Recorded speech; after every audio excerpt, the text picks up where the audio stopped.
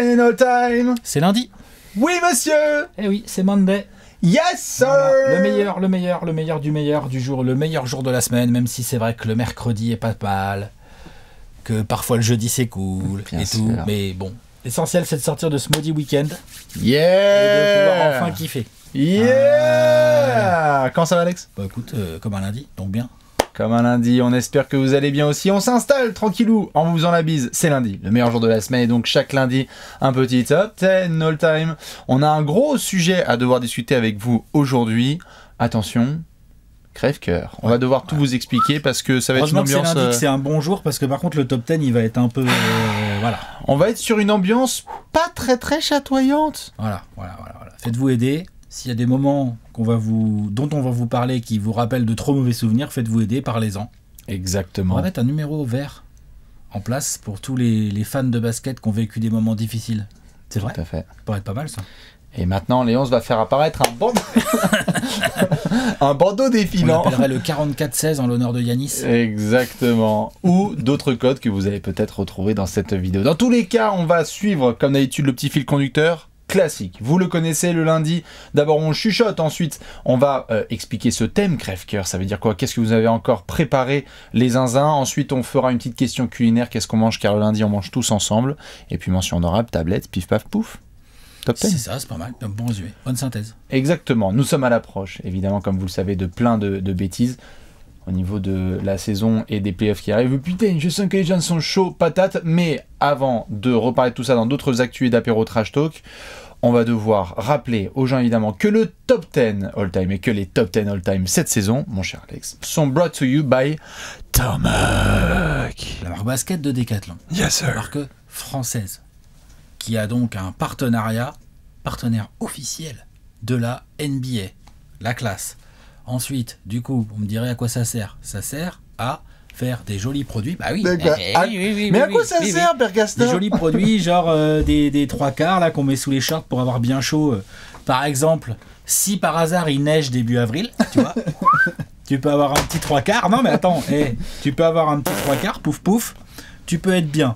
Des chaussures, évidemment, des sacs à dos, mais des chaussures, tout ça à l'effigie de certaines franchises NBA, une dizaine environ, les Knicks, les Rockets, enfin le gratin quoi, le gratin. Le gratin du gratin comme les Rockets.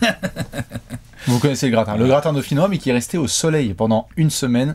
Vous pouvez retrouver évidemment toute la collection de Tarmac dans le lien qui est dans la descro. Comme d'habitude, on fait la bise aux poteaux de Tarmac, et à tous les membres de la commu qui nous envoient comme d'hab des petites photos et des petites vidéos de eux. Ouais, j'ai vu que les produits, il y a des gens qui les testent, on n'est pas les seuls à les trouver bien apparemment. C'est cool, ça fait plaisir. Exactement. Ouais. Normalement, si je ne dis pas de bêtises, vous retrouvez aussi plein d'actus sur le site de Trash Talk avec des petites choses, puisque quand je parle notamment de playoffs et de choses à pouvoir prévoir, il y a moyen qu'on ait des jeux aussi à venir. Il y a moyen. Vous allez voir. Il y a moyen que là, il y a déjà du lien qui est tombé. Enfin bref, vous allez vite comprendre. Vous foncez sur le site de Trash Talk et sur les réseaux sociaux de Trash Talk. Ouais. Comme ça, il y aura plein de jeux auxquels on pourra jouer. Présentons ce thème, Alex. Top 10 moments crève-cœur. De quoi on parle? On parle de moments qui nous... Alors c'est un nous, ça va pas être... C'est forcément pas les mêmes que le voisin. Si on a tous le même top 10 de moments crève-cœur, il y a un gros problème, énorme problème, il y a quelqu'un qui triche. Tu veux dire que on est sur un top 10 subjectif? Subjectif, non, c'est pas forcément le mot. C'est plus... non, dans le sens, oui, subjectif si tu veux, mais dans le sens où... en toute objectivité, je vais pouvoir reconnaître que certains moments sont des crève-cœur, mais genre... plus pour toi. Moi, je vais être là, oui, je comprends que ce soit crève-cœur, mais moi, perso, oui, voilà, je comprends, mais non. En fait, et toi aussi, je pense que dans les miens aussi, tu vas pouvoir te dire, ah bah oui, effectivement. Il y en a peut-être où on va pouvoir être d'accord. Voilà. Hein, mais les gens, les fans, je sais pas, moi, je dis n'importe quoi. Je pense que sur les 10 dernières années, entre des fans des Warriors, des fans des Cavs, des fans des Spurs, des fans des Kings par exemple, tu peux avoir des moments crève-cœur qui varient d'une franchise à l'autre. Tout à fait. Pour parler que du parquet, puisqu'on a dit qu'on va aussi étendre un peu hors parquet, c'est-à-dire d'éclats, incidents tragiques, défaites, trade, signature de contrat, trahison. Que se passe-t-il? Toutes ces choses-là, évidemment, comme Alex l'a bien expliqué, vous devez rentrer dans la bulle suivante. Quand on parle de moments crève-cœur, vous le savez, il y a quelques semaines, nous avions fait un top 10 des moments vécus en direct, où on avait été assez positif. On avait dit notamment, wow, quel moment vécu.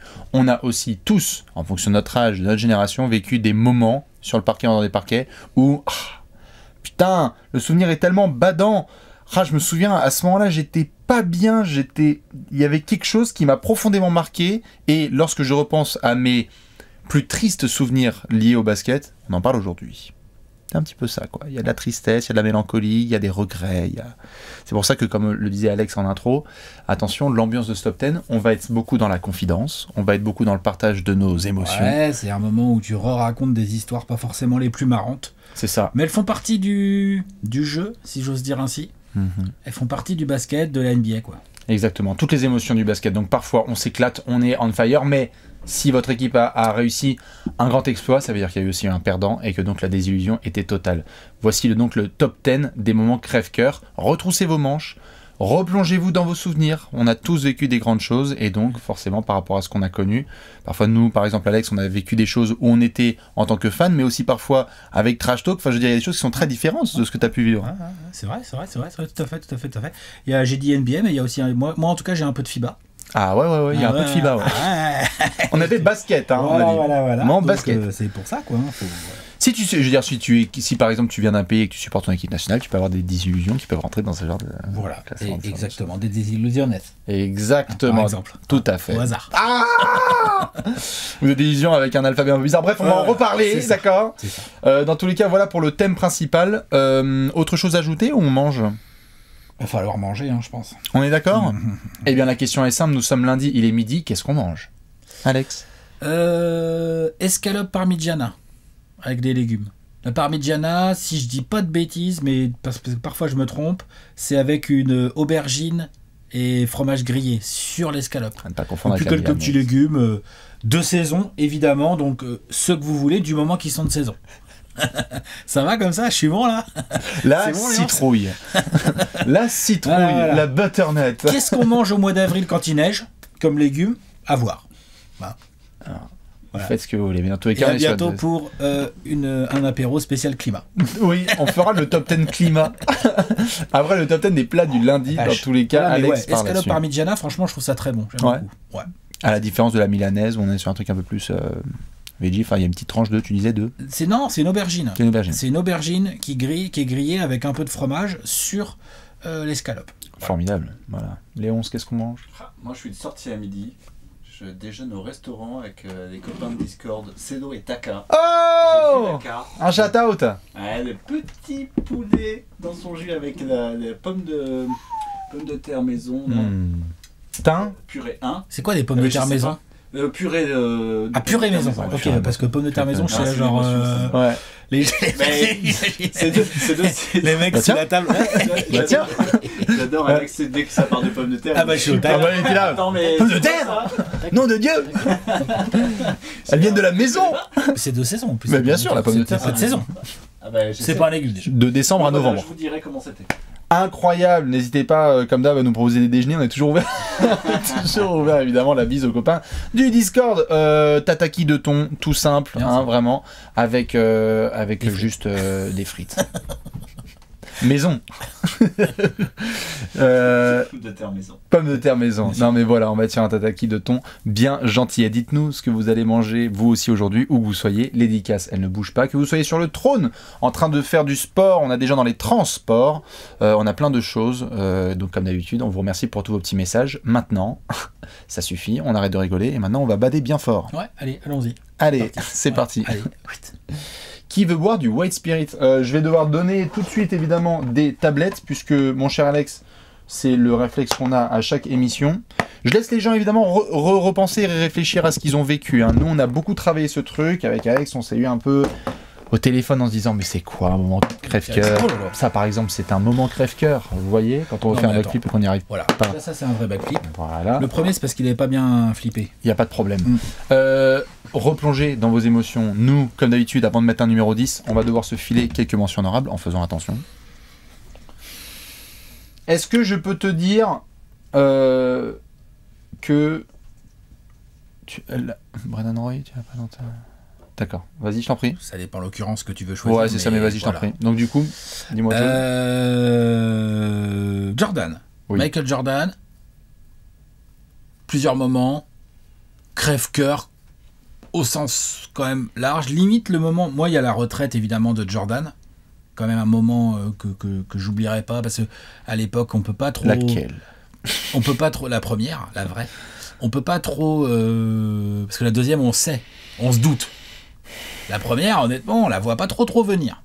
Et à l'époque, t'as pas l'info en direct et tout, donc le temps que ça arrive jusque chez nous, c'est toujours un choc de lire ça, d'apprendre ça. Je sais, tu vois, du coup, je l'ai pas mis dans mon top 10 parce que tu vois, ça m'a marqué, mais je sais plus exactement comment et tout. Ça m'a moins marqué que la victoire de 96 où Jordan chiale toutes les larmes de son corps en l'honneur de son père et tout, où il y a un côté crève-cœur dans une immense victoire. Eh oui, c'est la beauté, c'est ce qui gagne et tout, donc voilà. Mais dans cette victoire, il y a un côté vraiment très très crève-cœur. Ça m'a beaucoup marqué en direct.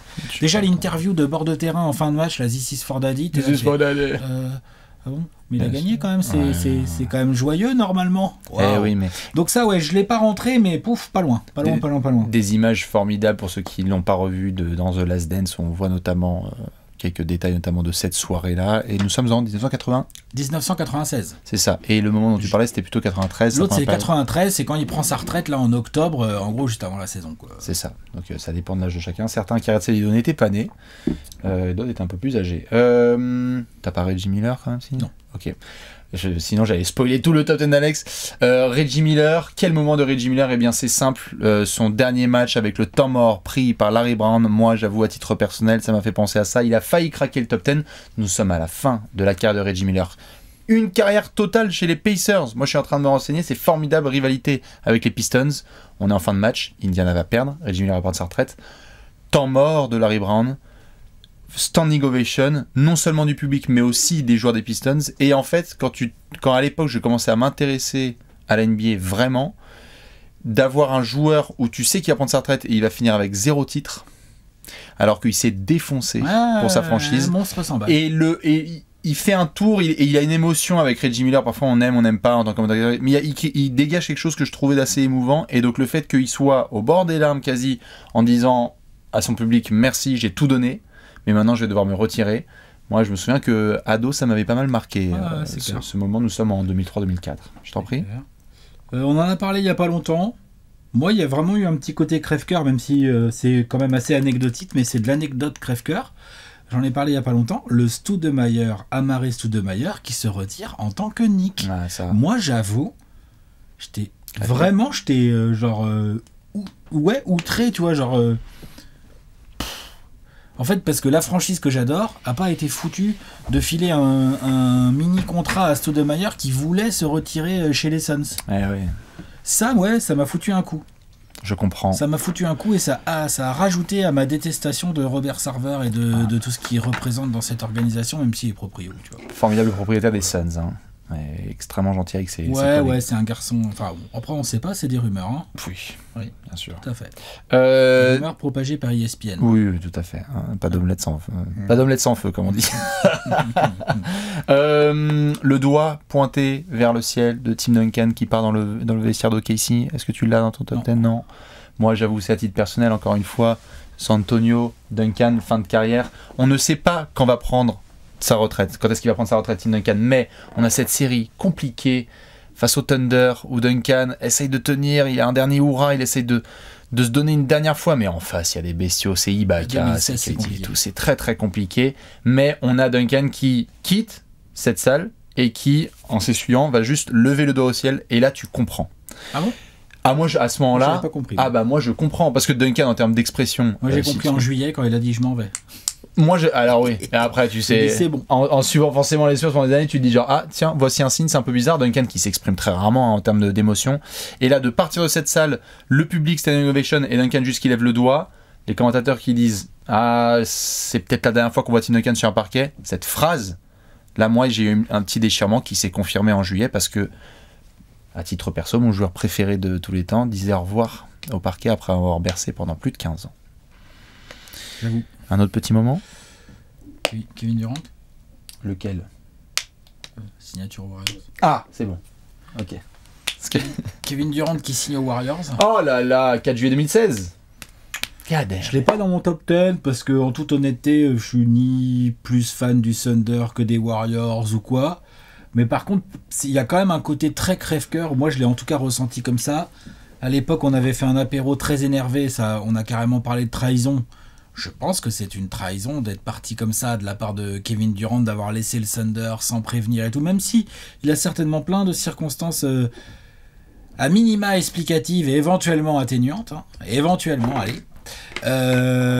Mais il y a quand même un côté, genre, il est vraiment parti pour aller chez le champion, enfin pas le champion en titre, mais chez l'équipe forte du moment. Il est parti en loose day, il a prévenu à la dernière minute. C'est vraiment extrêmement sale. Et du coup, c'est crève-cœur parce que du jour au lendemain, et je suis clairement pas le seul, toi, je pense que c'était un peu pareil, tout. On n'est pas les seuls dans les fans, mais du jour au lendemain, ce joueur absolument incroyable qu'est Kevin Durant, qu'on admire forcément, en fait, à l'époque, tu l'admires forcément, il est trop fort, il est incroyable. Ouais. Du jour au lendemain, on se dit, en fait, c'est ça, Kevin Durant, c'est un peu un petit joueur. Un petit joueur là qui trahit son équipe d'origine et tout. Qui vient de la battre et tout. On s'était retrouvés, je crois, ce jour-là. Je crois qu'on s'était retrouvés ce jour même. On avait dû faire un espèce de sport dub à l'époque, je crois, chez toi ou un truc comme ça. On s'est retrouvés le 4 juillet. Parce qu'on avait vu la lettre ouverte dans The Players Tribune et tout. C'était un jour, c'était un souvenir particulier, je suis d'accord. Ouais. Pas de Demarcus Cousins dans ton top 10, non, c'est bon. Non, bah, je veux dire, c'est crève-cœur, mais. Là, après, moi, dans le top 10, je suis sur des trucs, là. Non, mais tout à fait. Moi, je mets juste une petite... Pareil, les mouchoirs. Hein. Ouais, pareil. J'en glisse juste une pour Demarcus Cousins parce que la montée en température, l'autre, il est à New Orleans, alors que c'était quand même une galère à Sacramento. Ça se passe bien avec AD, il est candidat. Et puis, on le voit faire des dingueries. Tendon d'Achille. Tendon d'Achille, on le voit. Et quand il sort, là, ce soir-là, on n'est pas encore au courant que c'est le début de la fin, parce qu'on va pas se mentir, Demarcus, depuis ce jour-là, c'est chaud. C'est mais c'est le début de beaucoup de soupirs avec Demarcus. Oh putain, en plus il s'est reblessé derrière. Ah, il a voulu aller aux Lakers. Bon, ok. Il a signé aux Warriors en faisant le Dub Nation. Oh là là. Tu sais, c'était très... On voyait un talent générationnel vraiment disparaître un peu sous nos yeux, donc j'avoue que Demarcus, ça m'avait pas mal... marqué. J'en glisse juste une dernière. Je sais pas si tu as une conférence de presse de Allen Iverson lors de son retrait de maillot. Allez vous la faire si vous voulez. Iverson revient à Philly pour son retrait de maillot. Toute la détresse de ce gars qui comprend qu'il a foutu certains trucs en l'air quand même. Il en parle en honnêteté, qui est pas le même discours que celui du Hall of Fame, mais Iverson a la voix tremblotante et tu sens que voilà quoi, on est en train de voir devant nous un mec qui a eu des galères de boissons, de tout, de psychologique, de machin qu'on a vu passer en Turquie, qui a galéré à garder sa place en NBA. Et là, il y a un peu le retour du patron à la maison, mais t'as plus envie de lui prendre la main et de faire genre, je suis désolé. Ouais. Quoi. C'était très triste. L'ambiance est mise, installée. Voilà, bonne journée à tout le monde. Hein. On va pouvoir rentrer dans le top 10. Allez. On met un numéro 10 ? Un petit 10. Allez.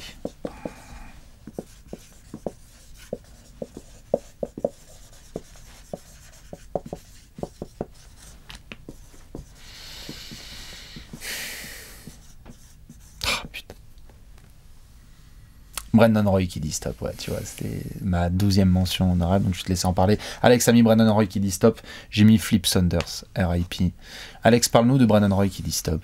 Et je parle bien du moment où il dit stop, c'est-à-dire la saison 2012-2013, il va quand même jouer quoi, les 5 matchs, un truc comme ça, au bout de 5 matchs avec les Wolves, quoi. Et c'est ça aussi le truc qui est complètement crève-cœur, c'est que donc à l'issue des playoffs 2011, Playoff 2011 où ils perdent au premier tour les Blazers contre les Mavs dans une série absolument magnifique dont j'ai déjà parlé plein de fois parce qu'il y a le Game 4 où Brandon Roy est absolument incroyable. Vous pouvez vous refaire plusieurs top 10 où Alex parle en effet de ce match. Ouais, c'est extraordinaire ce que fait Brandon Roy malgré tous les problèmes physiques qu'il a. Derrière ces playoffs là, la saison suivante, la 11-12, la 2011-12, Brandon Roy jouera pas un seul match. Problème de genou, on dit que c'est fini et tout. Et là, finalement, Minnesota lui donne une chance. Ouais. Donc, il signe avec les Wolves. Et même ces Wolves, du début des années 2010. Honnêtement, les Wolves du début des années 2010... Top 10 crève-cœur. Ça joue pas le haut du tableau. Ça joue pas le haut du tableau. Bah, même là-dedans, il a pas sa place. Il a pas sa place. Parce qu'il est trop baissé, parce qu'il peut à peine courir. Parce que, voilà, et parce qu'il... En fait, le joueur magnifique, le mec qu'on appelait The Natural et tout machin, qui était comparé à Kobe et tout machin, il te fait pitié en fait à ce moment-là, tu vois. Il te fait pitié à tous les niveaux. Et même les Wolves le font pas jouer. Et donc c'est lui-même qui va finir par dire stop. Ah ouais, moi, Brandon Roy aux Wolves, il joue que 5 matchs, au bout de ça il dit stop et tout. J'étais là genre, waouh, mais c'est une fin de carrière catastrophique, quoi. C'est chum, quoi. L'annonce, ouais, je suis totalement d'accord. Ces souvenirs sont tellement bizarres de Bill Roy avec les Wolves. Et l'annonce de... ça y est, Brandon Roy met un terme à sa carrière à un âge aussi jeune. Enfin, je veux dire, il a quel âge ? Il a pas 30 ans. Il a 28 piges. Ouais, il a pas 30 ans. Et de l'avoir l'officiel, vous savez, un peu le... prend sa retraite. Oh, je suis d'accord, c'est trop moche. Très très moche. Avec tous les trucs médicaux, oui, il va falloir qu'il ait des traitements s'il veut continuer à marcher sans problème. Et c'était laid.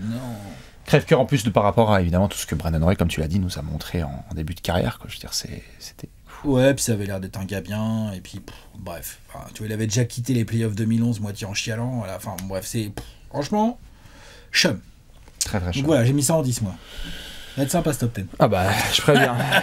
Nous sommes en 2018 pour parler rapidement de monsieur Flip Saunders, coach évidemment, mais aussi pas mal dans les décisions des Wolves, qui vient d'être hyper content de récupérer, on le voit, cette vidéo qui va devenir un peu virale de Flip Saunders qui est devant la loterie et qui récupère le premier choix de draft pour avoir peut-être un grand joueur. Alors on sait qu'il avait eu quelques années auparavant, j'ai peut-être dû confondre au niveau des dates, mais Flip Saunders décède d'une maladie dont je n'ai pas le nom, mais un truc vraiment qui a été très rapide et brutal. Et en fait, le moment crève-cœur, et je pense que Giovanni de la rédaction s'en souvient cette nuit, parce que moi je vais absolument être honnête, je pense que j'avais les larmes aux yeux, c'est qu'il y a une cérémonie qui a lieu au Target Center avec Karl Anthony Towns qui est en larmes en fait, parce que c'est lui qui l'a choisi, c'est le numéro 1 de draft, il voulait bien démarrer justement avec Flip Saunders, et pour cette franchise qui n'a pas non plus des grands moments historiques et des grandes figures, Flip Saunders, c'était quand même il faisait partie du paysage, quoi. Dans le parking. Ouais, tout ça. Ah là là. Saunders là. Oh non. Et ça là, cette soirée là, c'était voilà, exactement.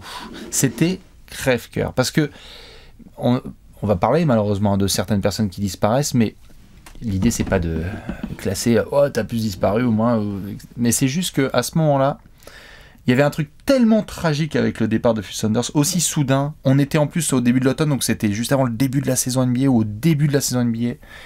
Et les jeunes Wolves là qui essayaient de trouver un peu des piliers, il y avait KG qui était revenu et tout, c'était terrible. Et j'étais obligé de le mettre dans mes 10 parce que c'est un coach qui nous a quittés, qui est c'est un nom de famille important. On a eu Ryan Saunders ensuite qui a été coach, son fils. C'est un nom de famille important de la NBA. Ouais, et donc Flip, petite pensée parce que c'était un grand moment crève-cœur ce jour-là. Cérémonie très émouvante que vous pouvez retrouver normalement sur YouTube, celles et ceux qui veulent passer un grand lundi. Voilà, alors, hein, la sympa ce top 10. Les pommes de terre maison en numéro 9. C'est très sympa ce top 10. Allez. Que veux-tu ? Il faut qu'on fasse ça aussi.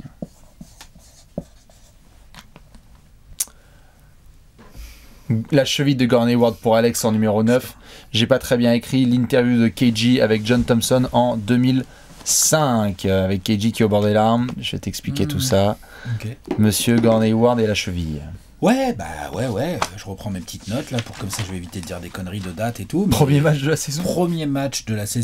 Premier match de Gordon Hayward qui vient de signer en agent libre avec les Celtics. Il sort de saison All-Star. Il est All-Star avec le Jazz sur la saison précédente. Nous sommes à l'entame de la saison 2017-2018, je crois. Oui, c'est ça. Et donc, c'est le premier match. Et en plus, les Celtics jouent les Cavs. Donc, Cavs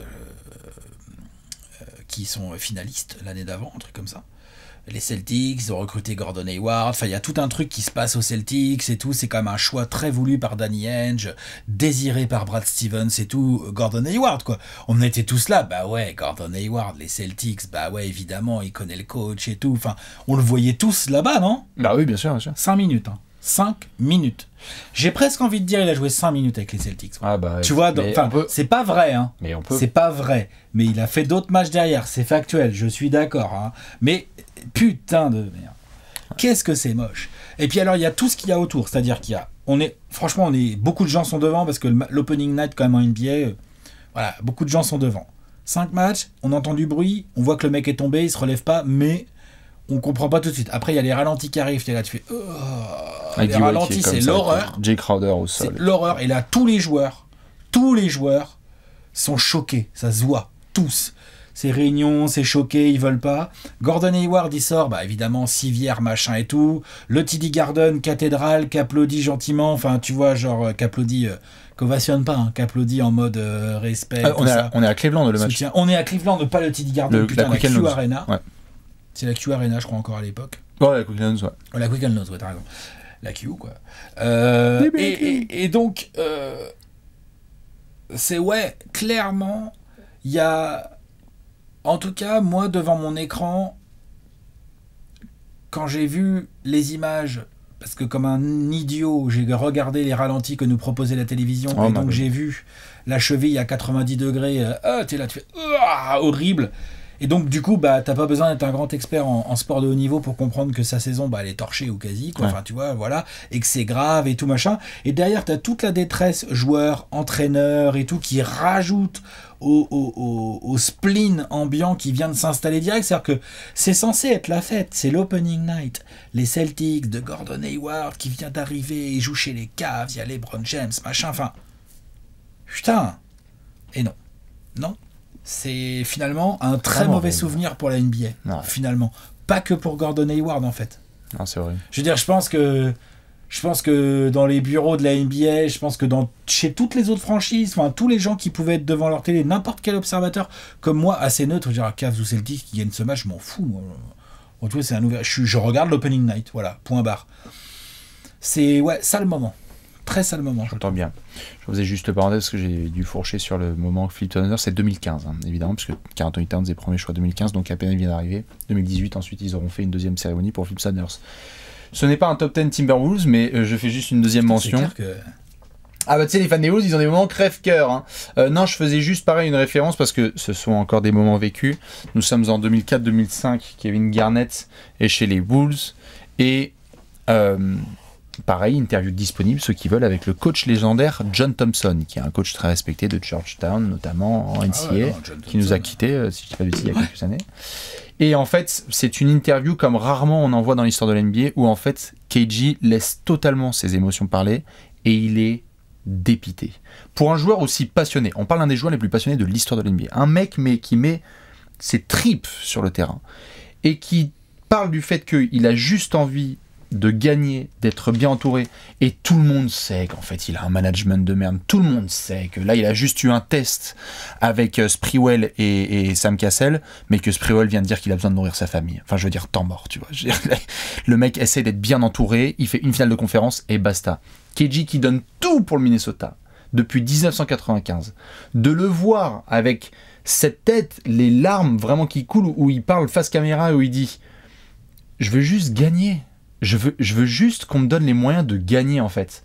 Moi, j'avoue, à cet âge-là, j'ai 15 piges, de voir un compétiteur aussi énorme. L'autre, il est MVP en 2004, hein, et il vient de nous faire une saison all-time, on en a déjà parlé plein de fois. De voir un mec comme ça dire « Putain, mais aidez-moi, please, help !» Ça a été un des plus grands cris de à l'aide public que j'ai pu voir. Aujourd'hui, on a souvent des cris à l'aide de manière interposée. On a un mec qui dit « Je vais demander mon transfert », ou il y a un autre qui envoie un sub-tweet, etc. D'avoir une émission, une interview qui est diffusé, ça m'a vachement marqué. Et donc KG, qui est un des joueurs qui cache le moins ses émotions, on l'a vu sur son retrait maillot, on l'a vu dans d'autres situations. Là, quand tu vas parler de la photo avec Philip Sanders, moi j'avoue, ça m'a beaucoup ému. Et j'étais... on a souvent parlé des histoires avec Damian Lillard, tu vois, qui est très fier, qui dit rien, mais avec qui on a fait des comparos par rapport à son début de carrière à Portland. Je me suis dit, putain, là, t'as Damian Lillard qui débarque et qui fait genre... Les gars, moi j'en ai juste marre d'être passé de Meyers Leonard à Yusuf Nurkic, quoi. Donnez-moi quelque chose. Bah, tu sais que d'entendre des compétiteurs énormes dire face caméra au monde entier, j'ai juste envie d'être aidé. Ouais. Moi, ça me fait quelque chose. Je suis d'accord. Place numéro 8. Qui avons-nous mis en place numéro 8? Dis donc, le ratio de rire sur ce top 10, il va être incroyable. Hein. Je peux te dire que les là... blagues risquent d'être de mauvais goût, je vous préviens. Ah non. Hein. Pas de mauvaises blagues. Hein.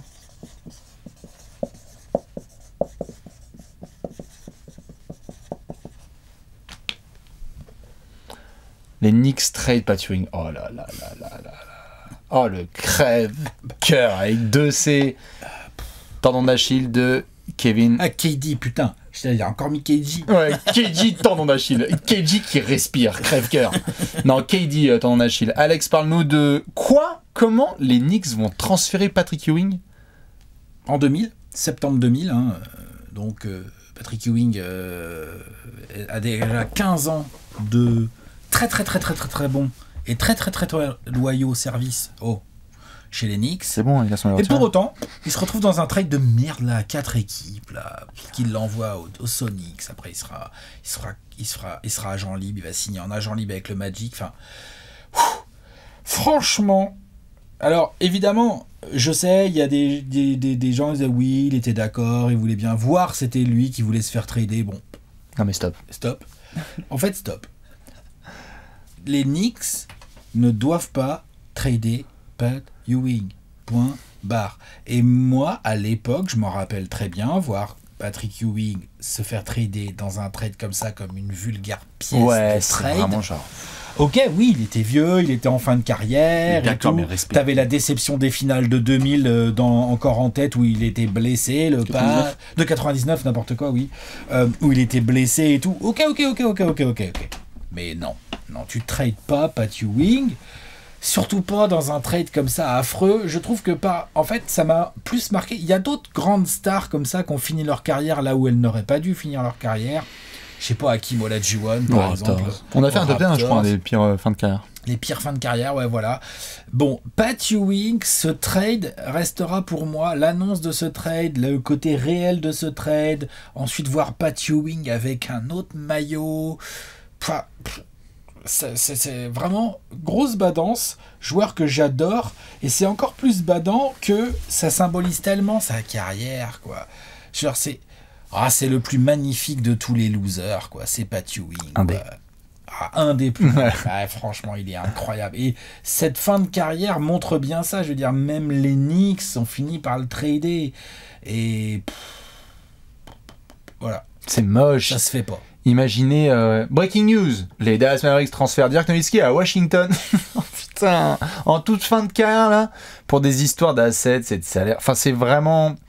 Encore une fois, oui, il y a eu des accords, mais tu fais pas ça.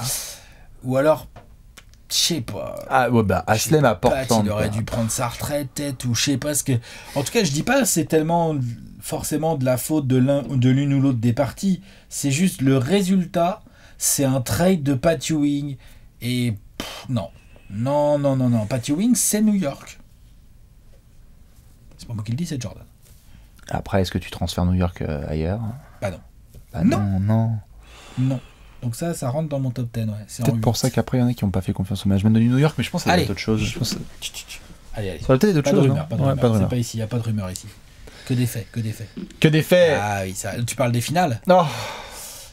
Les finales de 2019? Possible que j'en reparle de celle-là. Ah oui, ouais.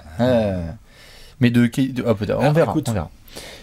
Nous sommes en 2019, j'ai mis la blessure au tendon d'Achille de Kevin Durant. Pourquoi, souvenez-vous? Parce que on a ces finales incroyables entre les Raptors et les Warriors. On a Toronto qui vient de faire des dingueries. Oh, le shoot de Kawhi! Ensuite, ça bat les Bucks. De l'autre côté, on a Golden State. Mais Golden State se retrouve dans une situation particulière parce que tu ne peux pas compter sur Kevin Durant depuis quelques matchs. Il s'est blessé. Si je dis pas de bêtises, ça va être en demi-finale contre les Rockets ou quelque chose comme ça. Oui, il se blesse au mollet.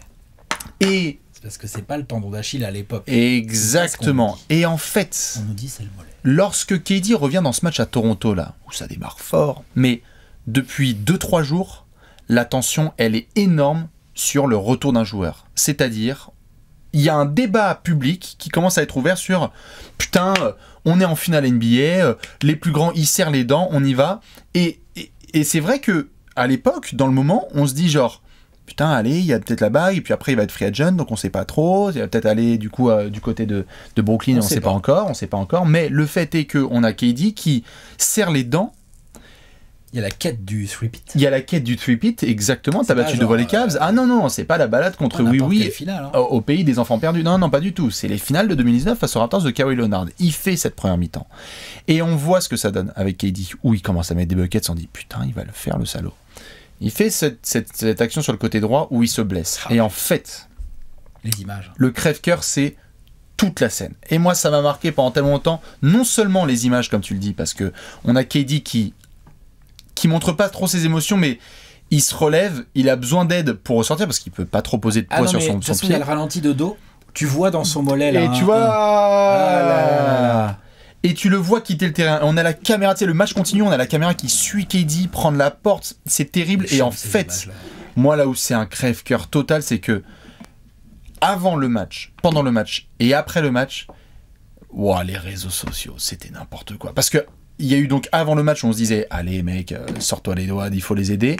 Pendant le match où on disait bah voilà, tu vois que t'aurais pu jouer. Et après où là tu sais c'est la chasse à la sorcière. Genre fallait pas le faire jouer. C'est le staff médical. Assassin. Exactement. Non mais t'en souviens, c'était ouf. On était en débat. Tout en nuances. On est d'accord, les nuances. Surtout en finale NBA, qui est le truc le moins tendu de l'histoire de l'NBA. Mais à ce moment-là, c'était crève-cœur parce que il y en a qui pointaient du doigt une personne du staff médical des Warriors. Il y en a qui disaient que c'était la faute de KD. Il y en a qui disaient que c'est Rich Kleiman, son agent. Enfin, c'était moche. Mais moche. Dieu merci. KD est revenu et il joue, au moment où on parle, à un niveau phénoménal. Et c'est très très bien. Mais cette sortie du terrain à Toronto, en pleine finale NBA. Chum. Très très chum. On va passer en place numéro 7. Alors imaginez le podium. On rigole bien. Imaginez le podium. Hein. Oh putain. Il va bien là. Ouais. Alors, qu'est-ce que j'ai en 7 ? Qu'est-ce que j'ai ? Ah oui. Ah putain, oui.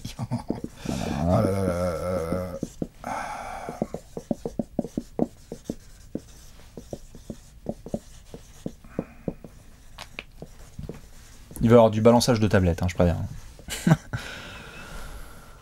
Ouais. Alex en numéro 7, Magic HIV positive, la conférence de presse. Il va nous en parler en détail. Moi, je parle de la dernière de Tony au JO de 2016. Équipe de France face à l'Espagne. Oh là là. Dis-nous ce qui s'est passé. Je ne me demande pas si on le met en crève-cœur ou en... Ouais. Bref, allez. Nous sommes en 91. J'ai 1 an. On est en novembre 91. J'ai un peu plus qu'un an. Et à l'époque, comme je l'ai déjà expliqué à maintes reprises dans des top 10 ou dans d'autres apéros, on n'a pas les infos en direct. Voilà. T'as pas Twitter. Et donc, quelques jours après la conférence de presse, on apprend, enfin quelques jours, je suis vache, mais quelques heures, enfin voilà, c'est pas instantané. Voilà. Donc en fonction des moyens d'info qu'on avait, de comment ça arrivait à la télé ou de comment tu pouvais t'acheter l'équipe, plus ou moins. Ouais, voilà, c'est ça. Télégramme, pigeon, tout ça.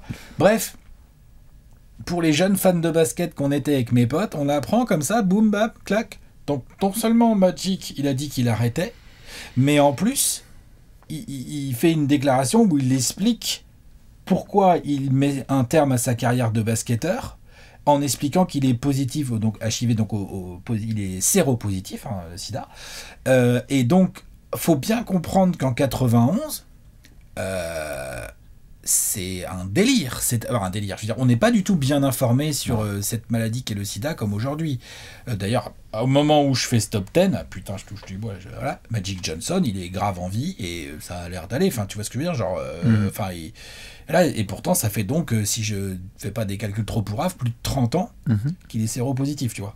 Donc, à l'époque, on sait pas ça. On n'a pas idée de tout ça. Donc, il y a un côté sida égale mort. Et vite. Complètement. Au début des années 80, c'est ça. Sida, c'est tes jours sont comptés, donc, basta.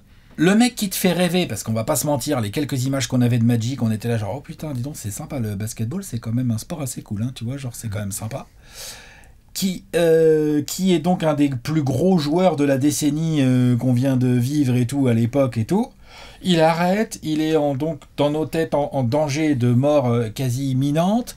C'est des circonstances, il y a toutes les rumeurs autour, il y a toutes les déclarations dégueulasses qu'il va y avoir. Parce que, je veux pas les excuser, hein, mais encore une fois, il y avait vraiment un manque d'informations. C'est-à-dire que les mecs étaient là, oui, je veux pas être dans le même vestiaire que lui parce que c'est dangereux. Genre, tu vois, aujourd'hui... J'ose espérer que ça n'existerait pas un truc pareil. Oh. Et puis il y avait des connotations sexuelles. L'homophobie, alors vas-y, laisse tomber là, c'était n'importe quoi. Je le savais. Surtout qu'en plus, l'histoire a montré que Magic, il m'a l'air. Tout à fait. Tu vois. Bien sûr. En tout cas, il m'a l'air tout sauf homosexuel. Tu vois. Donc l'homophobie, n'importe quoi là-dedans. Bref, des gens qui ont rien, qui n'ont pas d'infos, mais qui crachent juste leur venin. J'ose même pas imaginer un truc pareil à l'époque actuelle avec toutes les nuances dont on vient de parler. En tout cas, toujours est-il que c'est un vrai moment crève-cœur, parce que tu as un très grand joueur qui raccroche dans des circonstances catastrophiques. Il a bien évidemment l'air abattu, et bien évidemment, parce que t'imagines, il vient de se prendre une nouvelle dans la gueule. On ne sait pas depuis combien de temps il le sait exactement, mais la nouvelle, elle est lui, tu vois, lui, la nouvelle dans la gueule, bonjour la nouvelle. Hein. Ça faisait à peu près une semaine, apparemment. On en avait parlé dans le bouquin, dans le groupe. Une grosse semaine. Ouais. Mais bonjour la nouvelle, quoi, tu vois. Donc il y a vraiment tout ça. Donc là, il n'y a pas le sourire de Magic, là, tu vois. Il n'y a pas le côté là, le showtime, c'est fini. Fini. Donc, waouh. Ça fait beaucoup de choses à digérer en même temps. Moi, j'étais ado, j'étais là, j'avoue, j'avais certainement pas toutes les clés à l'époque, et après, avec le temps, tu découvres des choses, puis tu as plus d'infos qui arrivent et tout. Mais le choc était réel. La phrase qui me marque, qui était, je crois, présentée par certains pour aller dans la suite, continuité de ce que tu dis, c'est les gens qui ont vécu cette conférence de presse en direct disent, devant nous, on avait l'impression, en voyant Magic, que Magic allait maigrir et mourir. C'était l'image que les gens se disaient, c'est on ne sait pas combien de jours il a, mais en gros, il va maigrir et mourir. Et c'était par manque d'informations, etc. Et puis les situations de chacun. Mais c'est vrai qu'il y avait le sentiment de voir une légende du sport qui incessamment sous peu va décéder. Voilà. Et ça, c'est... Ça, ajouté aux gens qui sous-entendaient que c'était plus ou moins bien fait. Voilà. C'est moche. Ouais, c'est moche. Disons qu'heureusement qu'il n'y avait pas Twitter à l'époque, quoi. Avec tout l'amour qu'on a pour les réseaux sociaux, évidemment, où il y a aussi des bienfaits, etc. Mais ça aurait pu aider, parce que ça aurait pu aider aussi à passer à l'information, des messages positifs et à informer des gens. Hein. Complètement. Mais c'est vrai qu'il y a eu beaucoup de violence là-dessus à l'époque, et Magic il s'en est ouvert à plusieurs reprises. Hein. Tout à fait. De ça, où il a eu vraiment des discussions, on a vu même des trucs avec Isaiah Thomas, tu sais, dans le truc face à face. Bon, après, c'est un peu scripté, hein. Mais quand même, ils avaient des trucs à se dire. Quand avec même, Larry Bird aussi, Courtship of Rivals, documentaire disponible sur YouTube, que vous pouvez noter si vous voulez, où il y a vraiment des trucs, c'est hyper émouvant. D'accord. Je pense qu'il y en a peu qui s'en souviennent, mais alors, c'est pas mal, parce que je pense que si c'est bien enfoui dans votre mémoire, allez-y. Hein. Jeux Olympiques de 2016. Je ne parlerai pas du fait qu'on était en train de débattre du fait pourquoi est-ce qu'il y avait Evan Fournier et pas Evan Fournier. Hein. Bref. C'est un autre débat. Nous, on se retrouve. On a commenté un des premiers matchs de l'équipe de France. On était avec tous les ozos là, à Lyon, avec David, etc. Donc on commente le premier match, je crois, contre l'Australie ou un truc comme ça. La France essaie de faire son chemin. Nous sommes à Rio. La France va jouer l'Espagne. Je crois que c'est en quart de finale. Et donc, il y a tout le build-up qu'on connaît. France-Espagne, les 5 grandes raisons de la rivalité France-Espagne. Vont-ils faire une 2013 ? Vont-ils faire, etc. On vient de se taper un gars dont on va peut-être reparler, Pogazol qui a fait des bêtises et tout à Villeneuve-d'Ascq. Mais ce n'est pas du tout un match, en fait. C'est que le dernier vrai match de Tony, parce qu'après, il va faire 1 ou 2 matchs comme ça, mais avec l'équipe de France, c'est sa sortie. Mais c'est un crève-cœur total. On se fait éclater la gueule par l'Espagne. Oui. On se fait péter la face. En fait. Il n'y a absolument pas de match. On en prend 25 sur le score final, il y a plus 50. Hein. C'est horrible. Donc déjà qu'on était en train de se dire oh vas-y, fais chier. Déjà pourquoi est-ce qu'il n'y a pas Evan ? Et ensuite, c'est quoi cette sortie ? On ne sait pas c'est quoi le mood dans l'équipe. Il y a eu un vrai truc sur ce match où moi j'étais là genre bon vas-y, fais chier l'équipe de France. En fait, c'est le symbole. Ce match est effectivement le symbole de la sortie complètement ratée de Tony Parker en équipe de France, qui ponctue un tournoi qui avait très mal commencé, parce qu'il y avait l'histoire entre Evan, Rudy, les prolongations de contrat et tout, puis Collet il prend Rudy mais il prend pas Evan, alors qu'Evan il est vénère. Qui c'est qui a poussé pour tel dossier, pas pour tel dossier et tout. Evan il était vénère parce qu'il dit putain moi je me suis bougé le cul, j'ai pas négocié, j'ai pas pris trop de temps pour, c'était une re-signature avec le Magic. Summer 16. Comme ça j'ai signé. Summer 16. Voilà, j'ai signé vite parce que justement je voulais venir en équipe de France. Il s'en est, enfin je veux dire, voilà, je crois que c'est dans l'équipe qu'il en avait parlé à l'époque. Ouais. Et donc déjà il y avait ça, il y avait un truc chelou autour de ce groupe. Et ça s'est vu sur le terrain et ça a complètement explosé face à cette équipe espagnole. Éclaté, où les mecs se régalent de nous enfoncer. Alors à la limite, la dernière de Tony contre la Macédoine, nous disrespecte envers la Macédoine, mais je veux dire par là, tu joues l'Espagne, tu te fais éclater la gueule. Que les mecs prennent autant de plaisir à nous envoyer le joueur le plus important de l'histoire du basket français à la retraite comme ça, là, international. Ouais. On était à genre non et tout. La conférence de presse d'après-match où même Tony il est blasé. On vient de se prendre une piquette par les Espagnols. Non. Un crève-cœur, alors là bonjour, il y a moins qu'on en reparle. On va passer en place numéro 6.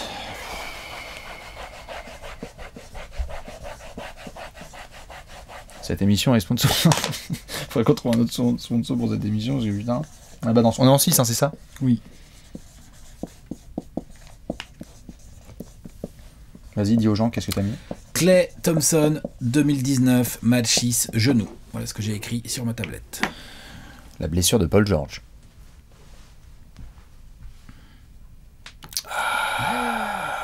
Parle-nous de Klay Thompson. Sympa ces finales 2019. Le titre des Raptors est incroyable, magnifique. J'aime pas les phrases qui commencent comme ça. Le run de Kawhi est exceptionnel. La campagne est lourde.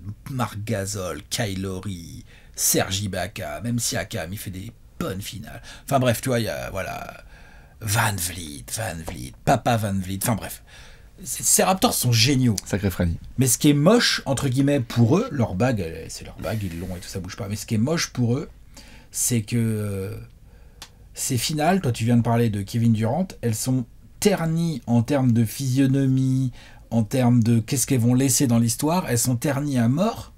Parce que limite, les deux faits majeurs qu'elles laissent dans l'histoire, c'est que du coup, t'as deux des meilleurs joueurs NBA du moment, putain, et de qui se blessent. Qui se blessent dans ces finales. Et pas un auriculaire, hein. C'est des blessures larges. Klay Thompson, il a fallu 2 ans pour revenir. Parce qu'il s'est fait le tendon d'Achille, ou le mollet, je sais plus, la jambe. Là, Klay Thompson, ce qui est fou, et c'est pour ça que j'ai mis ce moment-là, moi, dans mon top 10, c'est que là, pour le coup, on est devant. Ils sont menés 3-2. Ils sont à domicile. C'est compliqué. Kawhi, il est chaud comme une braise. La défense des Raptors, c'est compliqué. On voit toute l'expérience de ces vieux briscards qu'on la dalle et comment Kawhi peut sublimer tout ça et tout. Et malgré ça, malgré donc Kevin Durant qui s'est blessé et qui, du coup, ne peut pas jouer et tout, tu vois. Malgré ça, à la maison, les Warriors, devant leur public, ils envoient un sacré putain de match. Et avec Klay Thompson, je veux dire, Klay Thompson, quand il se blesse, il reste 2 et quelques minutes dans le 3e quart, il a déjà 28 points. Il est en feu. Il arrête pas de provoquer des fautes. Donc Klay Thompson, quand il c'est Game 6 Klay Thompson, quand on dit. Il rentre tous ses tirs. Enfin, genre, c'est très impressionnant. Et c'est une contre-attaque, je crois. C'est une faute de Danny Green. Ouais, Danny Green. Non, il fait une faute, franchement, moi je peux même pas la considérer comme dangereuse, quoi. Hein. Après, sur la réception, Klay Thompson se fait mal, on le voit tout de suite, il rentre au vestiaire et tout. Il revient, il shoot ses 2 lancers et il ressort tout de suite. Et on ne le reverra pas sur un parquet pendant 2 ans. Il finit ce match 6 à 30 points.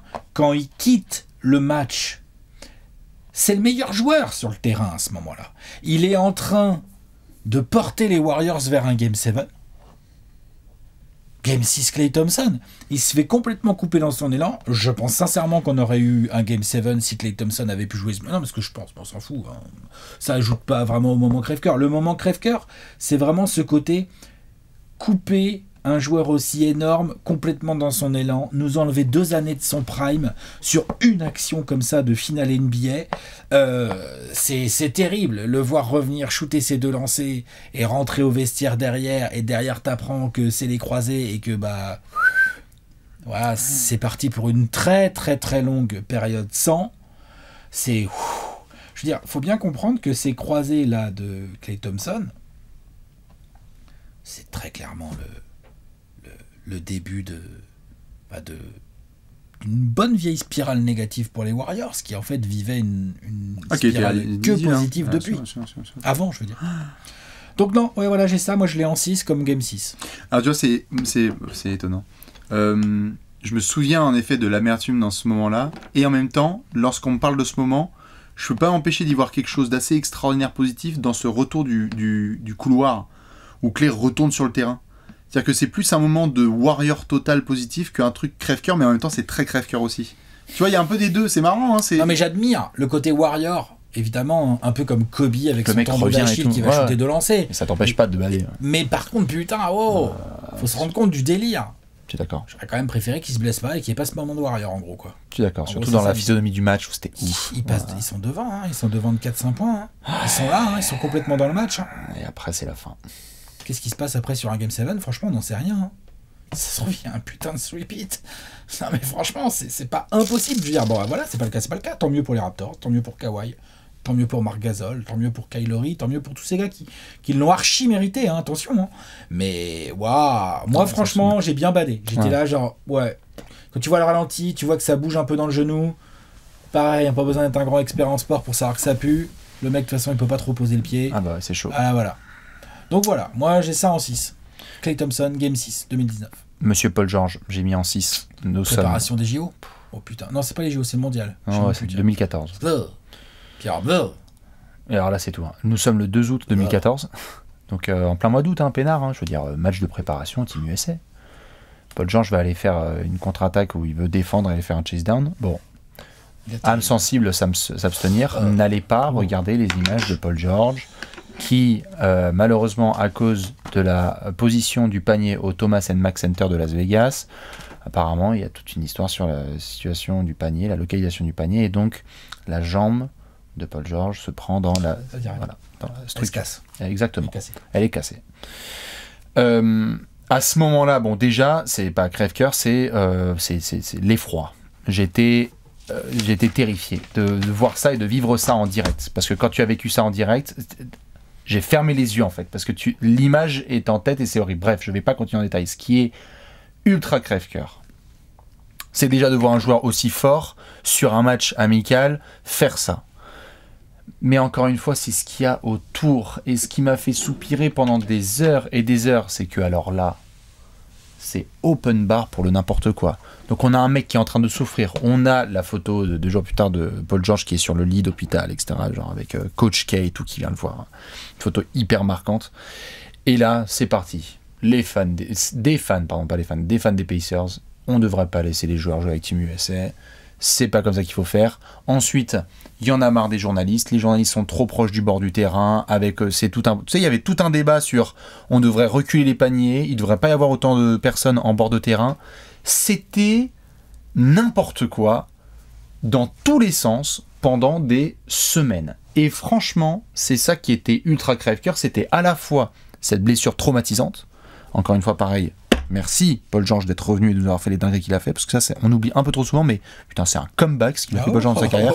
C'est incroyable. Le niveau auquel il a joué après avoir vécu ça, c'est incroyable. Mais de voir cette blessure dans un contexte de match amical, de voir les Kenneth Farid et compagnie, les mecs, ils ont la tête dans leur serviette, il y en a qui sont à 2 doigts de baiser. Enfin, c'est horrible. On parle de Paul George qui a un niveau de All-Star, il vient de faire des dingueries avec les Pacers, parce que les Pacers de 2010 à 2015, c'est quand même très très sérieux. Et c'est surtout ces discussions autour. C'était tellement fatigant émotionnellement et donc crève-cœur d'avoir, tu sais, une espèce de récup de genre, mais on ne devrait pas autoriser les gens à être aussi près. Mais pourquoi est-ce qu'on va à Las Vegas ? Ah, il ne devrait jamais y avoir de franchise à Las Vegas. Et de toute façon, Paul George, il y en a qui disaient pourquoi est-ce que Paul George il va faire un chase down sur un match amical ? Mais fermez vos gueules. Mais c'est quoi pourquoi vous parlez de ça ? Cette action elle a lieu 700 fois par jour dans les 4 coins du monde. C'est clair, c'est pas un débat ça. C'est pas un débat. Ah, du coup, j'étais saoulé. Voilà. Je comprends. On va rentrer dans le top 5. Top 5.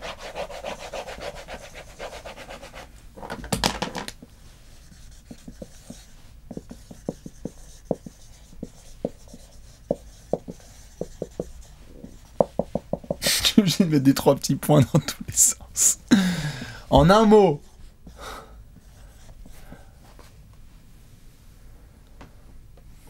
Isaiah Thomas en pleurs avant les playoffs de 2017. Putain. Ah ouais. Voilà. Oh, il est dans tes... Ah bah. Ouais. Oh là là. J'ai mis Diamantidis. Oh putain, tu as vécu ça en direct toi? Oh oui, Ouais. remarque, c'est possible. Ça doit être Sport Plus. Ça doit être Sport Plus à l'époque, ça devait être... je sais C'est plus ou qui Sport c'est que Plus c'est ou Sport Plus ou Canal Sport, Plus un qui truc avait... comme ça, ouais. vu que c'est une compétition Ouais. FIBA. N'importe quoi. Bref, vas-y, d'abord parle de Isaiah parce qu'on en parlera en double. Diamantidis. Les lancers à Boris. Antoine, non. Oh putain. Ah, bordel. Ouais, oh là là, Isaiah Thomas. Oh là là là là là là là. Oh là là là là. Peut être un, ça. Hein. C'est un truc de ouf, hein, ça. Ah, il perd sa sœur la veille dans un accident de voiture. Ah, moi, je vais pas jouer au basket le lendemain. Donc déjà, faut une force mentale un peu sérieuse. Ah, les images avec Avery Bradley et tout. Oh là là là là là là là là là là. On attendait les playoffs. C'est le premier match des playoffs de ces Celtics qui font une bonne régulière avec ce Isaiah Thomas incroyable qui est genre top 5 du MVP. Mais 29 points par match. King in the Force. 6 passes d'aise, exactement. King of the Force. Il est extraordinaire sur la saison entière parce qu'il joue vraiment quasiment tous les matchs et tout. Il est énorme, les Celtics, ils arrivent en play-off, ils ont les Bulls en face. Alors, les Bulls gagneront les 2 premiers matchs, on connaît la suite de la série. Les Bulls de Rondo, Wade et Butler. Et voilà, les Bulls du spacing. Mais il vient de perdre sa sœur, China, je sais pas comment, China, c'est un Y, ouais, China, dans un accident de voiture. La veille, il va sur le terrain. Il y a Avery Bradley, cette image, elle est complètement incroyable. Il y a d'autres coéquipiers qui viennent lui parler et tout. Il pleure, mais il pleure. C'est pas genre il a les larmes aux yeux, il est en sanglots. Il est effondré. Et il va jouer, en fait. Il est en tenue, il est en jogging. On comprend qu'il va jouer et on voit. Enfin, c'est très bizarre comme sensation parce qu'on est là, il y a l'image d'Isaiah Thomas qui tourne, il est en train de chialer. Et en même temps, quand tu prends un peu de recul, tu dis attends, il est en jogging, là, il est en tenue, il va jouer, en fait, tu vois. Et il joue. Bon, ils perdent les Bulls, mais il met 33 points. Isaiah Thomas fait grave son match. Plus tard dans ses playoffs, il foutra 53 points en demi de conf sur la bouche des Wizards. Enfin, c'est... Ah, putain, franchement, moi, j'ai un... En plus, elle est super jeune et tout. Il y a un truc très triste. Elle est super jeune, c'est un accident de voiture. C'est toujours une infamie, ces trucs-là, comme ça, quand t'as des jeunes qui meurent de manière soudaine. Mais là, vraiment, toute l'émotion que dégage Isaiah Thomas, tout le truc où tu prends conscience de la douleur dans laquelle il doit être, et le mec vient jouer déjà quand même, et tout, mais il y a tout un côté, ouais, vraiment, moi, j'étais devant la téloche, enfin, l'écran, j'étais là, genre, ok, bon. Genre, tu sais, t'es là, tu fais, alors, petit match de play-off ce soir, qu'est-ce qu'on a ? Bulls Celtics, ça va être pas mal. Et là, t'es là, tu prends les images, enfin, ouais. Crève-cœur total. C'est top 5. Je te propose de passer en 4, comme ça on pourra parler de Diamantidis. Si tu veux, tu peux en parler maintenant. Non, t'inquiète, on va se faire tout un focus sur lui puisqu'il sera plus dans ton top 10. Il y a moyen, On va passer en place numéro 4.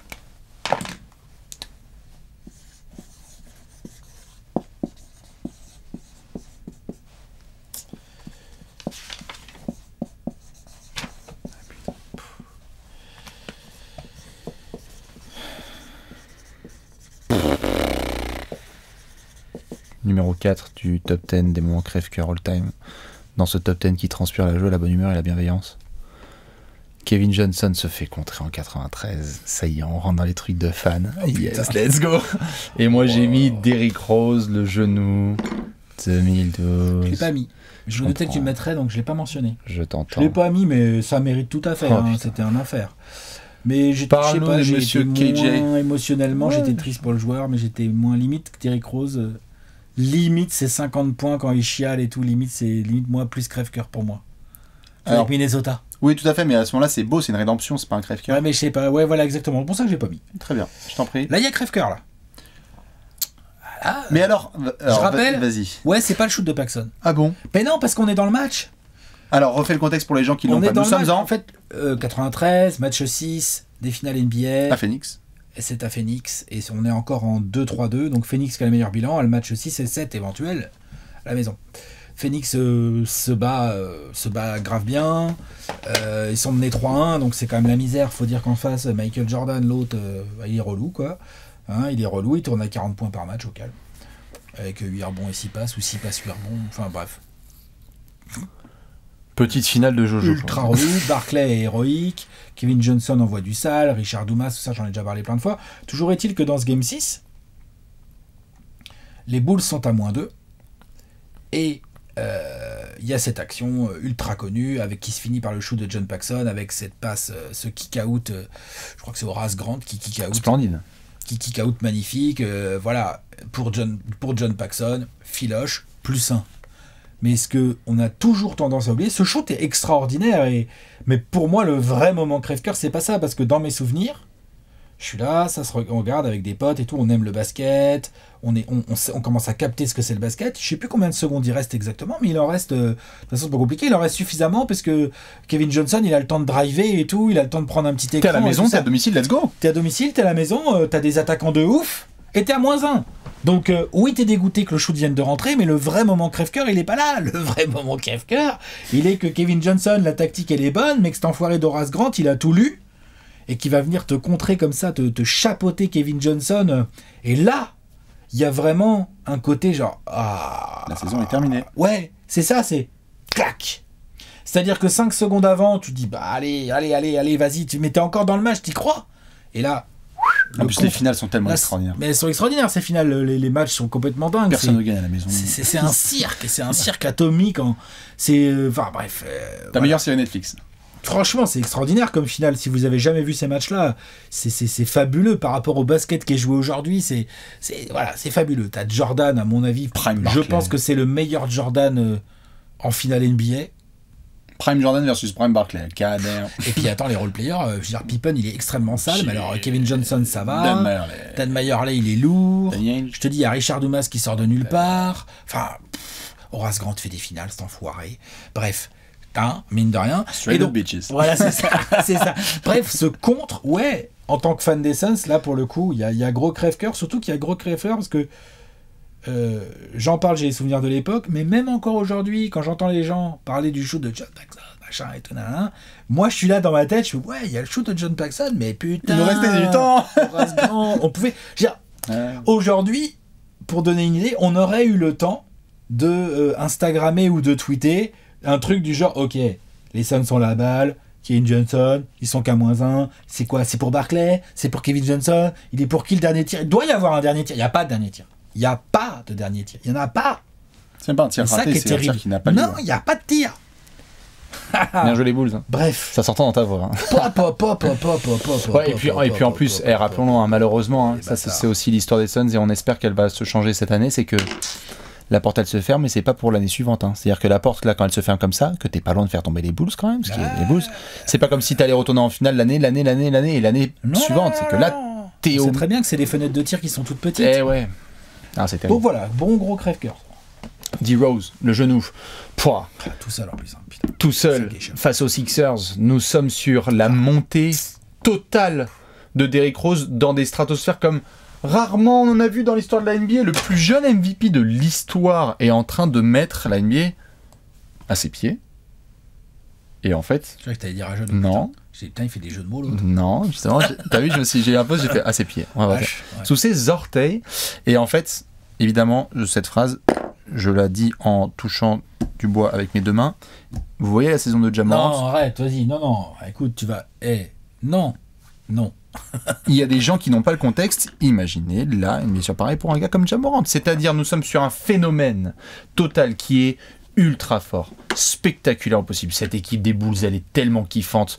On sait ce que ça va donner. Il n'y a plus qu'à aller tout droit. Tout est bien construit. Un lieutenant, Lou Holding, Carlos Boozer qui est là pour gueuler, Joachim Noah, tous les tueurs à gages qu'il y a autour. Thibodeau qui coache ça. Normalement, ça va faire des belles confrontations contre soit le Magic de Dwight Howard, soit le Heat de LeBron, soit les Knicks de Melo, ou sinon les Pacers de Paul George. Et là, on a Derrick qui se fait cette blessure au genou.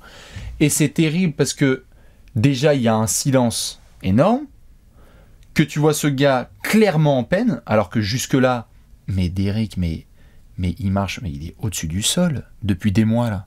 Tu peux rien faire contre ce garçon. Tout ce qui touche se transforme en or. C'est le premier match. C'est le premier match des playoffs. Ils se font taper par les Sixers, c'est un upset d'ailleurs. Bah hein, oui, parce que- tu perds ton meilleur joueur au premier Mais match. tu perds ton meilleur joueur au premier match. C'est Et alors, il y a d'autres équipes, enfin, tu veux dire, c'est ça. là, c'est des vraies circonstances atténuantes. Tout à fait. Et alors, autant se faire contrer par Horace Grant, qui est un joueur quand même important dans l'histoire de la NBA, c'est formidable. Mais alors, quand tu te blesses parce que tu drives Spencer Hawes, je peux te dire que c'est un Mais c'est crève-cœur, mon toute la pote. détresse de cette blessure. putain. C'est que c'est sur un appui.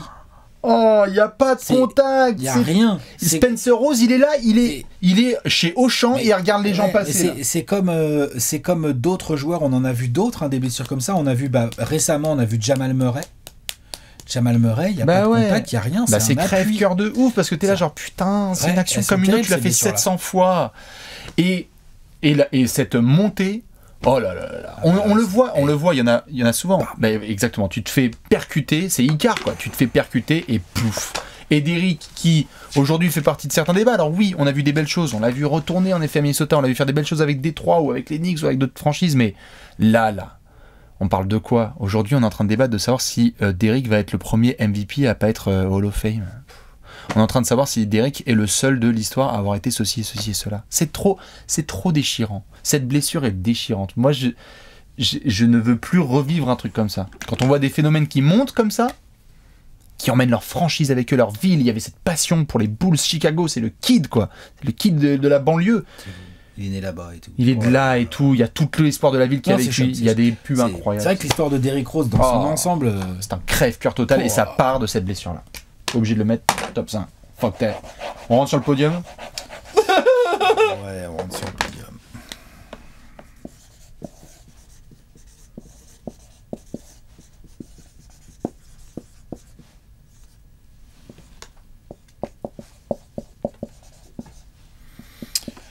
J'ai Diamantidis en 3.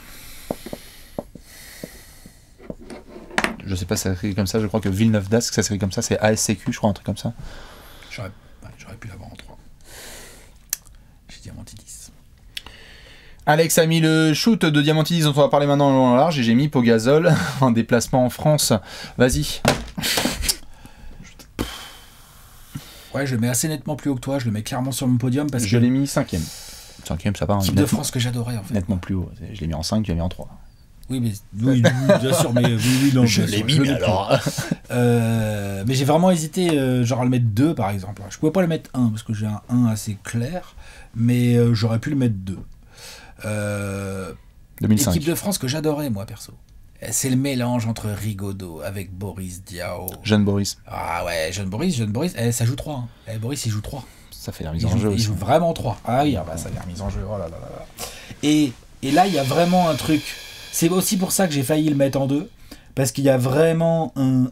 C'est une horreur. Bon, on est en demi-finale de l'Euro, hein, pour celles et ceux qui n'auraient pas le contexte. Belgrade. On est à Belgrade. On est en demi-finale de l'Euro en 2005. On a une très très belle équipe de France parce qu'on a du Rigaudot encore bien sérieux. On a du Boris en 3, 2005, c'est bien au niveau européen d'avoir Boris. On a dans la raquette, on a Pietrus à côté de Il y a Jean du frérot Pietrus. Weiss. Ouais, du frérot. Et puis on a Tony Parker qui, sur cette demi-finale, si je dis pas de bêtises, est remplaçant parce que je pense que c'est Jay Labal sur les arrières à côté de Rigaudot en titu, mais Tony il a du bon gros temps de jeu et tout. C'est du jeune Tony, mais jeune Tony en 2005, ça commence déjà à être bien sérieux.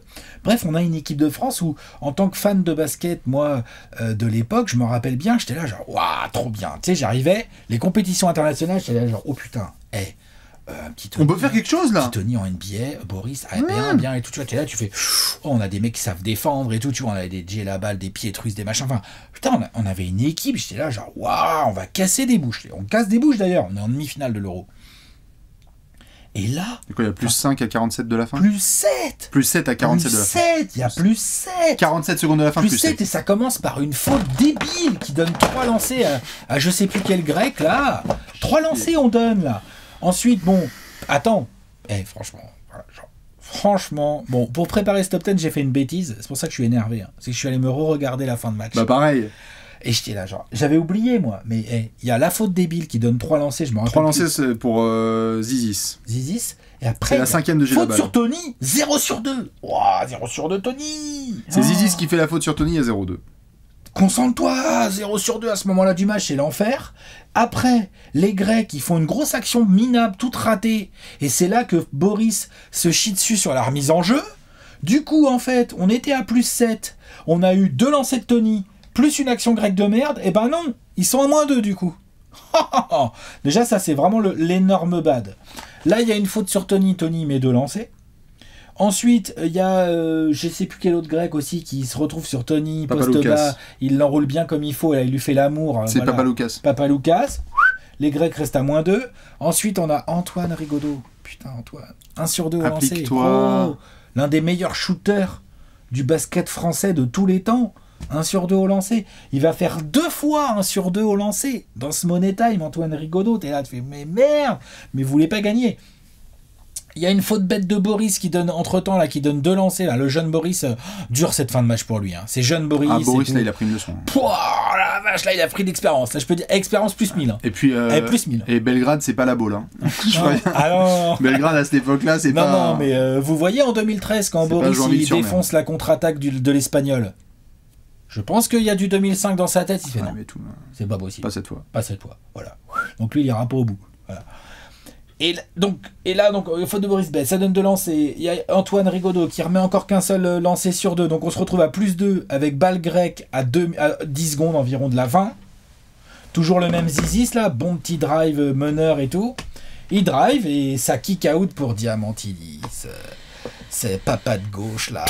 Ah, c'est même pas un si. Enfin, c'est un bon shooter, hein, mais. Bon shooter, mais là. Joueur légendaire, mais là. Clutch! Papa de gauche. Faut reconnaître que. Genre. Shoot incroyable. Hein. Moi, j'ai des amis grecs. Hein, j'en ai plusieurs, c'est vrai en plus. Et on a déjà reparlé de ça. Bon, voilà, j'avoue que j'ai. Voilà. Il a fallu me faire boire un peu de ouzo. Les jeunes, n'écoutez pas Alex. À consommer avec modération. J'accepte de parler de ça avec des Grecs. J'avoue que c'est drôle de voir l'envers du décor. Pour eux, c'est un truc de ouf. Mais pour eux, c'est incroyable. Pour eux, c'est Diamantidis, ils sont là, mais attends, mais moi, la statue, comme ça. Mais la statue, mais évidemment, c'est ce que je disais en intro, c'est quand tu as un exploit comme ça, il y a toujours un vainqueur et un perdant. Et là, quand tu es perdant, le score, c'est vraiment 62-55 à 47 secondes de la fin. Tu perds 67-66. Enfin, je veux dire, c'est une désillusion totale. Après, c'est avec ce genre de défaite que tu te forges aussi, donc c'était intéressant de revoir quand, comme tu as dit, en 2013, 2014. Ouais, tout à fait, mais en 2013, quand tu vois les Tony et les Boris parler, ils disent ils sont aussi passés par là pour en arriver là. Ah oui, donc là, t'as souffert. Hein, mais heureusement, parce que vous savez qu'il y a des défaites comme ça où tu t'en remets jamais. Putain. Et ouais, le shoot de Diamantidis, j'avoue. Non, mais c'est un seul nom. Moi, je sais que quand on parle des pires souvenirs de basket et que t'es fan de basket en France, tu dis juste le mot Diamantidis, mais t'as la chiasse. Moi, ça me fout les jetons à chaque fois. Bien sûr. En numéro 3, juste je te le mets, mon 3. Non, mais tu l'as, c'est Pogazol. Oui, pardon, oui, tout à fait. Moi, je l'ai en 2. Ah, je le mets tout de suite. Monsieur Pogazol face à Villeneuve d'Ascq, pardon, face à la France, et quelque part face à Villeneuve d'Ascq. Nous sommes sur une équipe de France attendue comme la meilleure équipe de France de l'histoire. Nous sommes à domicile. On vient de faire 2013 champion d'Europe, 2014 médaille de bronze, après avoir fait des dingueries. À Madrid, non pas ça. Tony. Ah ouais. Tu sais, on y allait en mode bon, il n'y a pas Tony. Donne-moi ton short. Ouais, mais bien sûr, on se ramène à la maison. Première phase Montpellier. On va aller à Villeneuve d'Ascq et on va en faire le terre-terre. Pogazol va nous faire un match qui était un des plus grands matchs même de l'histoire de compétition FIBA, parce que l'autre, il fait un match, mais il a 40 points, c'est ça, sur Rudy ? Il finit à 40 points. Il finit à 40 points, et... Instoppable. Avant de laisser Alex donner les détails, nous sommes devant ce match. Vous êtes chez moi. Il y a toi... Mais on le commente. Hein. Et on le commente, je crois. Et il y a toi, il y a du Binge, il y a du Léo, et on est devant ce match, en fait. On y croit, Mais t'es confiant. Tu sais ce qui nous fait le plus bugger à ce moment-là, c'est de savoir pourquoi est-ce que la France, en cas de finale, n'est pas en antenne nationale. Oui. Nous, on y est déjà. Oui. On est en train d'imaginer des lettres et des pétitions pour savoir pourquoi est-ce qu'on n'est pas sur TF1, etc. Bon, la classique, quoi. Ouais. Et quand t'affrontes l'Espagne, on se dit, mais attends... Mais on vient de les taper l'année dernière chez eux. Là, on est tellement confiants. On a Rudy qui est en train d'entrer dans son prime. On a tout ce qu'il faut. Il y a Tony, il y a Batum, il y a tout. On a l'effectif parfait dans nos deux colos qui est en train de nous faire des dingueries en Europe. On a une pure équipe. On a une pure équipe. On sait que ça va le faire. On est à la maison. Putain. On est à la maison. Mais depuis ce jour et depuis la performance de Pogazol, ce qu'il a fait Moi, pour moi, je suis désolé, hein, je sais qu'il y a des gens qui sont de Villeneuve-d'Ascq, etc. Pour moi, cette ville, elle est maudite. Je suis désolé, hein. J'y suis allé, je sais pas, il y a 1 an et demi, je te jure, j'y vais à reculons. C'est pas possible, Alex. On s'est fait, mais gazolifier, quoi. Le mec nous fait une performance incroyable. Le 3 de Batum, puis les lancers loupés, puis les trucs, on était là genre... Ah et en fait, juste pour boucler de mon point de vue, parce que je veux bien le tien après, c'est... Pour ceux qui ne le savent pas, après ce match, on a traîné dans mon quartier McDo, là et on allait se faire un McDo. Donc je dis, bon les gars, on va se faire une bouffe. Moi, Alex, Vinge et Léo, on est allé prendre un McDo à côté de chez moi. Et quand je vous dis qu'on ne s'est pas parlé pendant 25 minutes... Mauvais McDo. Je sais même plus ce que j'ai mangé. On se regardait même pas, on a fait genre vas-y bonne soirée. Tu sais, tu te check, on a fait genre vas-y. Allez, je rentre chez moi, ciao les gars. Moi j'arrête trash talk. Salut les gars. Moi j'arrête trash talk. De toute façon, c'est une page Facebook, j'en ai plus rien à foutre. Genre, j'étais mais saoulé. Non, mais on était démoralisés parce que Pau Gasol nous a démoralisés, parce que cette équipe d'Espagne nous a mis une claque monumentale, parce que. Je joue la médaille de bronze. Parce qu'on est champion d'Europe en titre. Et médaillé au championnat du monde et qu'on a une très très belle équipe et qu'on est à la maison et qu'on est en demi-finale et qu'on est dans cette demi-finale. Enfin, je veux dire, il y a une performance exceptionnelle à l'échelle FIBA, c'est une performance monumentale ce qu'a fait Pau Gasol et ça tombe sur cette équipe de France, ça anéantit des espoirs quelque part. Tout à l'heure, tu as pris les JO, la dernière de Tony, d'accord ? Ça, c'est 1 an avant. Quelque part, il est là le vrai déclin de la génération Tony. Oui. Il est là, c'est là que la génération Tony prend vraiment sa claque. Totalement. Et puis, t'en souviens, le match d'après, c'est le match de bronze là. Rien à battre, j'ai même pas envie de le regarder. Moi. J'étais là genre, ouais, vas-y. Dégoûté. Crève-cœur total. Ouais. Donc moi je l'ai en 2, t'avais quoi en 2 toi du coup ? Parce que là du coup, curieux de voir ce que t'as mis en 2, ce que je sais pas quoi mettre. Enfin, je sais quoi mettre, mais je sais pas quel mot mettre.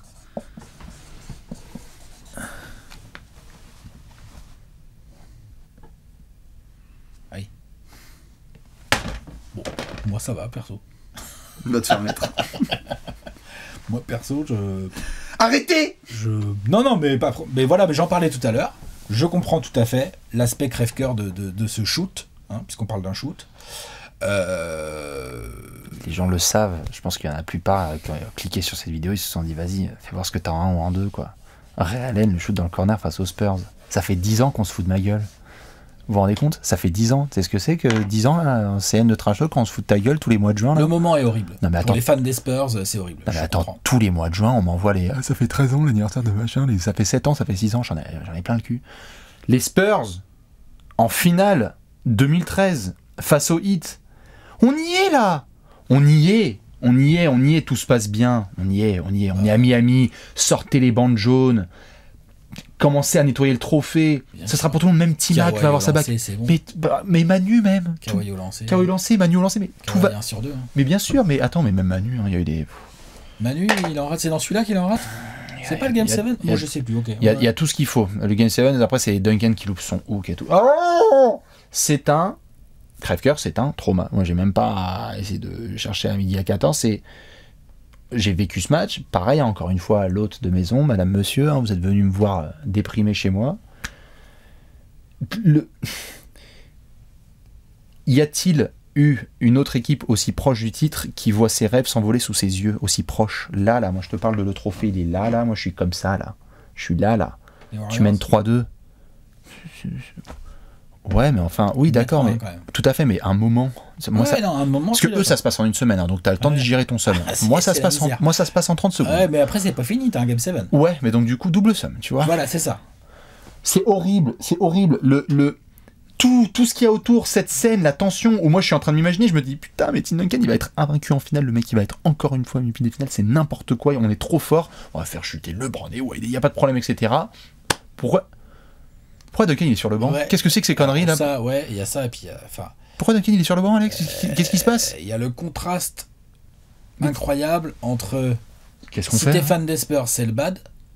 si t'es pas fan des Spurs, c'est juste un moment exceptionnel de dramaturgie de basketball en finale NBA. Et même, tout à fait. Tu vois ce que je veux dire? Et si t'es fan LeBron, il rate son 3 et tout. Enfin, tout à fait. Et si c'est fan de n'importe quel, t'es même pas être fan du hit, genre t'es fan de juste de sport, des gens qui ont vécu ce shoot, c'est incroyable. Mais alors là, si t'es fan de San Antonio, c'est pour ta vie. Après, pour vous consoler, vous avez pris un des plus grands tirs, voire le plus grand tir des finales NBA dans la bouche. Merci. Vraiment, c'est hyper rassurant. Mais de vivre ça, c'était une expérience comme je veux rarement en revivre dans ma vie, parce qu'en fait, de voir ton équipe aussi proche du titre et te faire battre comme ça, non, c'est... Forcément que le shoot de Ray Allen, il est numéro 2, il pourrait être numéro 1, mais numéro 1 sur une autre stratosphère, mais numéro 2, c'est... Et c'est ce qui fait que je pense qu'il y a encore des gens, tu vois, on fait des séances dédicaces, il y a des gens qui me font genre, fais gaffe, dans le corner, il y a Ray Allen, et moi je suis là, genre, vas-y, c'est bon, tu sais, j'ai envie de mettre des droites à tout le monde, enfin, c'est relou, tu vois, j'aimerais bien me défaire de ce crève-cœur, tu vois. Mais c'est un des plus grands shoots de l'histoire. Ben oui, mais... T'inquiète, ça passera avec le temps. Ouais. Numéro 1. Puis vous avez été champion l'année d'après. Hein. Numéro 1, normalement, non? Numéro 1, normalement, on est d'accord. Hein. Plus grand crève-cœur de tous les temps. Bah oui. Bah, malheureusement, je veux dire... Qu'est-ce que tu veux faire? Après, si vous avez envie de mettre le shoot de Ray Allen parce que vous êtes fan des Spurs au-dessus, ou la blessure de Klay Thompson parce que vous êtes fan des Warriors, à la limite, ou voilà. Non, mais si pour vous, Diamantidis ou Pogazol, c'est les plus gros moments crève-cœur, je respecterais. J'aurais du mal à comprendre à titre perso parce que... mais moi, je suis fan des Spurs. On parle d'un match de sport que t'as perdu, ça va. On parle de la vie, tu perds la vie. Non, mais sinon, on aurait pu mettre que des décès. Mais là, il y a quand même... Il y a déjà la dimension de l'information, il y a le côté genre, c'est pas genre Kobe Bryant, il est décédé de sa belle mort dans son lit à 83 ans, quoi, tu vois. Le mec, il est mort, il avait, que je dise pas de conneries, mais il allait sur ses 42 ans, quoi. Putain, il avait 41 ans, ouais, putain. Ah, tristesse. Avec sa fille, dans un accident, avec d'autres gens. J'ai mis Kobe et Gigi, mais ils sont 9, si je dis pas de bêtises, en tout, dans l'hélicoptère. Et bien évidemment, ils sont malheureusement tous décédés. Les rumeurs TMZ et tout le dimanche. C'est-à-dire que, exactement, moi c'est pour ça que je l'ai mis en mort direct. Il y a le côté dimension, Kobe Bryant, la claque, le fait que j'ai le même âge que lui et tout, tu t'identifies de ouf, tu fais oh putain de merde. Tu vois, genre, c'est possible, ça peut arriver. Pour moi, Kobe Bryant, normalement, c'est un héros, enfin tu vois, immortel. Voilà. Donc là non. Et il y a le côté, tu sens que c'est un crève-cœur qui a largement dépassé la sphère du basket. C'est-à-dire que moi j'étais là, genre il y avait les rumeurs de TMZ exactement. Je pense qu'on était tous pareils en mode genre, mais non, tu vois, genre mais non. Genre bon attends, je vais checker, mais non. Comme ça, il y a sa fille, il y a sa femme aussi. Genre c'était n'importe quoi. Au début en plus il y avait des rumeurs faux, genre toute sa famille, tout ça, blablabla et tout. Machin, mais déjà ils étaient même pas sûrs que c'était lui. Enfin, au début c'était nébuleux, quand même très nébuleux. Et tout d'un coup, j'ai eu un coup de fil vers 8h30 là, le dimanche soir. Moi, quand j'ai capté que c'était réel, c'est parce que j'ai reçu un coup de fil d'un pote. Genre, jamais on s'appelle à cette heure-là comme ça un dimanche soir. Et il aime pas trop le basket, enfin, il aime bien le sport, mais c'est pas un fan. Il m'appelait pour savoir si c'était vrai, tu vois. Et là, moi, j'ai compris que c'était vrai, parce que je me suis dit, ah, ok, d'accord, ça a déjà bien, tu vois.